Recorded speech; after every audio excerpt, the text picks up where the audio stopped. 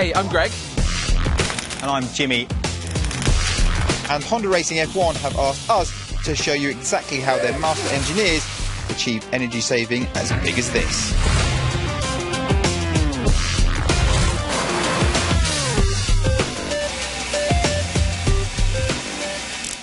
So, we wanted to look at how an F1 power unit drives its turbocharger using a clever bit of energy reuse. They do it in a really neat way. They reuse the energy that would normally be lost out through the exhaust. So you can see exactly what goes on inside. I've cut this window in the back of a standard turbocharger, which for me, Greg, was utter sacrilege. Thanks, man. The engineers at Formula One use a turbocharger to increase the power output, and they do that by compressing more air into the cylinder. We should obviously say this is not a Formula One turbocharger because they're all kind of busy being used right now. Right, should we do this? Yeah, OK, so what we're going to do is light some red smoke, and that represents the hot expanding gases coming out of the cylinders. And they normally head down the exhaust pipe and are lost, but not in this case. They're going to turn our turbine in our turbocharger. Hit the smoke. We should get some red smoke coming out. There we go, red smoke. OK, turn it on. So hot exhaust gases coming out of the cylinder. They come down the exhaust pipe and turn the turbine in the turbocharger. So what's happening is this turbine is essentially converting the heat energy from the hot expanding exhaust gases into movement energy, into kinetic energy.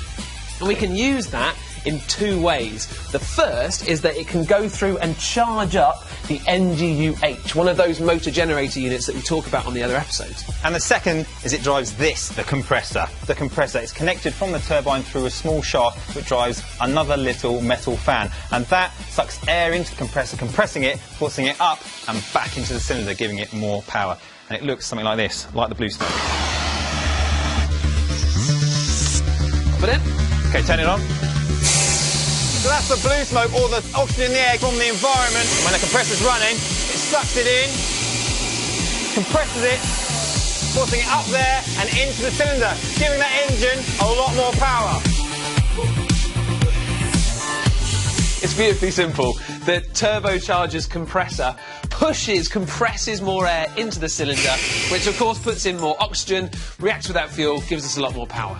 Can you stop playing while I'm trying to do the science bit? Awesome bit of kit. Yeah, it's pretty neat. To put all of this turbocharger talk into some kind of perspective, we're going to head up the road where I've got one waiting, and you're going to need this. Oh, yes. Because it's going to be a riot. No. Terrible pun.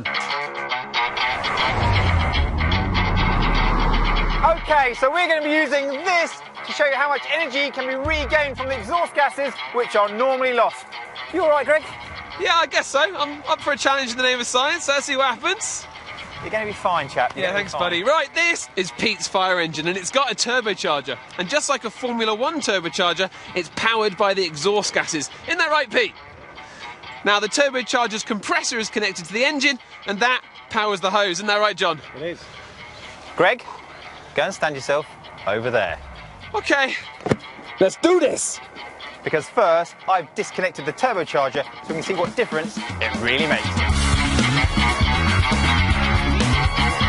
Come on! You ready, chaps?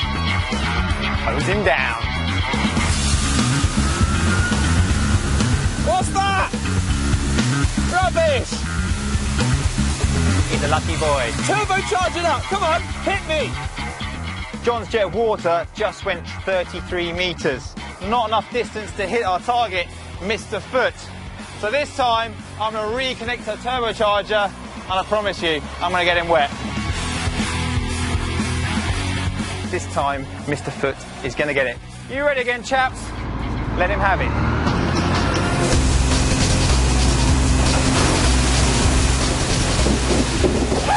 We're getting him. Oh, yeah, give him that, give him that.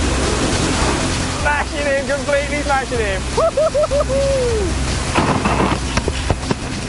Yeah, you got him.